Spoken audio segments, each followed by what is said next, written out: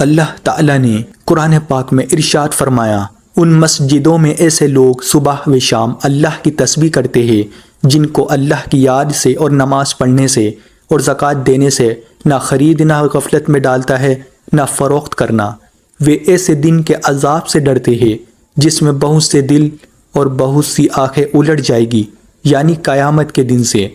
اے مخاطب، کیا تجھے دلائل اور مشاہدہ سے یہ معلوم نہیں ہوا کہ اللہ جل شانہ کی تسبیح کرتے ہیں وہ سب جو آسمانوں اور زمین میں ہیں، اور خصوصاً پرندے بھی جو پر پھیلائے ہوئے اڑتے پھرتے ہیں؟ سب کو اپنی اپنی دعا نماز اور اپنی اپنی تسبیح کا طریقہ معلوم ہے، اور اللہ جل شانہ کا سب کا حال اور جو کچھ لوگ کرتے ہیں وہ سب معلوم ہے۔ قیامت کے روز جب اللہ تعالیٰ ان کافروں کو اور جن کو یہ پوچھتے تھے سب کو جمع کر کے ان معبودوں سے پوچھے گا، کیا تم نے ان کو گمراہ کیا تھا؟ تو وہ کہیں گے، سبحان اللہ، ہماری کیا طاقت تھی کہ آپ کے سوا اور کسی کو تجویز کرتے،